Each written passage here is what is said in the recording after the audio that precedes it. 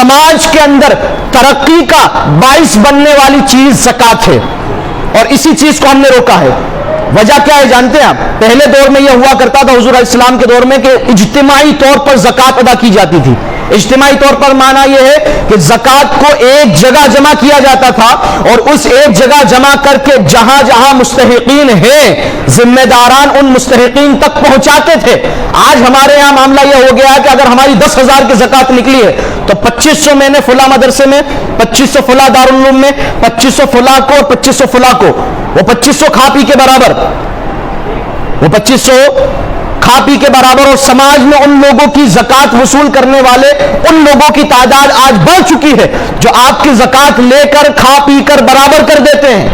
زکات کا مقصد یہ تھا کہ سماج کے ان غریبوں کو زکات کے مال سے کاروباری سہولیتیں مہیا کروا کر انہیں اس لائق بنایا جائے کہ اس رمضان سے آ کر اگلے رمضان میں وہ خود زکات دینے والے بن جائے۔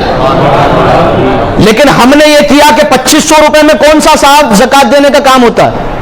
2500 روپے میں کون سا انسان اس لائق ہو جائے گا کہ وہ خود زکات دے؟ ہر ایک شخص اپنے دل و دماغ میں خیال کرے، لہذا اپنے طریقے کو بدلے۔ زکات اس جگہ دیجئے جو اس کا صحیح مستحق اور حقدار ہے۔ زکات کو ایسی جگہ دیجئے کہ جو شخص محنت کش ہو اور محنت کر کے اپنی غریبوں کو دور کر کے اس زکات کے مال سے کاروبار کرے، اور کاروبار کر کے اگلے سال خود زکات دینے کے لائق بن جائے۔ یہ زکات کا مقصد پھر حل ہوگا نا، زکات کا مقصد پھر آپ کو ملے گا، ورنہ یہ ہر سال آپ 2500 کے تبرک بانٹ دیتے ہو، کھا پی کر لوگ برابر کر دیتے ہیں، اور پھر اگلے سال دوبارہ وہی لوگ آپ کے پاس آ جاتے ہیں کہ صاحب زکات دے دیجیے۔ کیوں صاحب؟ پچھلے سال دی تھی تو انہوں نے اس سے کیا کیا؟ کہا کہ کھا پی کے برابر کر دی۔ اس کا مطلب یہ ہے کہ تم نے اپنے آپ کو زکات خور بنا لیا ہے۔ اچھا، زکات کے حوالے سے ایک بہت بڑی غلط فہمی یہ ہے کہ ہمارا مڈل کلاس طبقہ جو 2 سال کورونا کی اس کٹھن پریشرم کے بعد یہ جو نکلا ہے مڈل کلاس طبقہ، ابھی بھی اس سچویشن میں نہیں آیا ہے کہ زکات ادا کر سکے۔ بڑے سے بڑا مالدار بھی بہت نچلے سطر پر گیا ہے کورونا کے بعد، لیکن یہ مڈل کلاس طبقہ اور ہماری یہ سوچ بن چکی ہے کہ زکات تو صاحب فقیر لوگ لیا کرتے ہیں، زکات کا مال میں کیوں لوں؟ نہیں، آپ یہ بہت بڑی غلط فہمی میں مبتلا ہو چکے ہو کہ آپ نے یہ سوچ لیا کہ زکات کو صاحب میں زکات اپنے نفس کے ساتھ یہ تو میں برا کر رہا ہوں۔ زکات کا مال سماج کے اندر برائیوں کو ختم کرنے کے لیے ہے۔ زکات کا مال ان برائیوں کو ختم کرنے کے لیے ہے جو برائیاں غریبی کی وجہ سے سماج میں پیدا ہوتی ہے۔ آج اس مال کو مڈل کلاس کا طبقہ نہ لے کر پھر کیا کرتا ہے؟ صاحب بینک سے لون لیں گے اور اس پر بیاج دیں گے، انٹرسٹ دیں گے۔ جو کام، جو مدد اللہ اور اس کے رسول نے تجھ پر زکات کی شکل میں بھیجی تھی، اس کو چھوڑ کر تو حرام کام بینک سے لے کر رہا ہے۔ یہ ہو رہا ہے یا نہیں سماج کے اندر؟ بتائیے کہ آج ہمارے شہر کچھی کے اندر کاروبار کرنے کے لیے لوگ بڑے بڑے رسوخداروں پیسہ لیا کرتے ہیں، اور پھر اس کے اوپر بیاج انٹرسٹ بھرتے ہیں، اور اس کے اندر زمین تک کے لگ جاتی کمر۔ حال یہ ہے، ارے مسلمانوں، ہم نے اپنے اس زکات کے سسٹم کو نہ سمجھ کر بہت بڑی غلطی کی ہے۔ یہ زکات کا سسٹم کاروباری اور معیشت کو بہترین شکل میں لانے کے لیے اسلام نے ہمیں دیا تھا۔ ہم نے زکات کو یہ سمجھا کہ صاحب یہ تو بھیک ہے۔ نہیں، بھیک نہیں ہے۔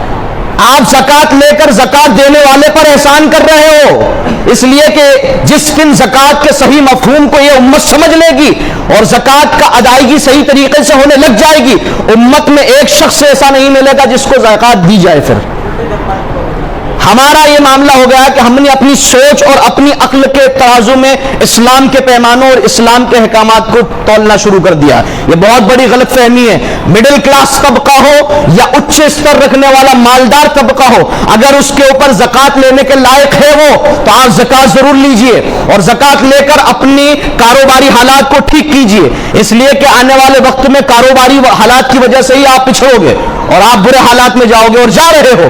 اللہ تبارک و تعالیٰ رحم فرمائے اس امت پر اور اس قوم پر. اللہ تبارک و تعالیٰ زکوٰۃ کے صحیح مفہوم کو سمجھنے کی ہمیں توفیق عطا فرمائے.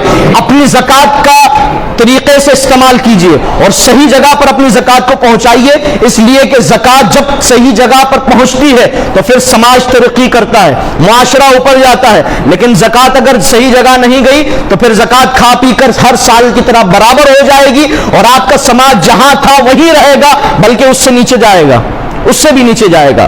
اللہ تبارک و تعالیٰ زکوٰۃ کے صحیح مفہوم کو سمجھنے کی ہمیں توفیق عطا فرمائے اور صحیح مستحقین تک زکوٰۃ ہمیں پہنچانے کی مالک ہمیں توفیق رفیق عطا فرمائے. وما علینا. اگر آپ کو میرا یہ ویڈیو اچھا لگے تو لائک کمنٹ شیئر ضرور کریں اور میرے چینل کو سبسکرائب کریں.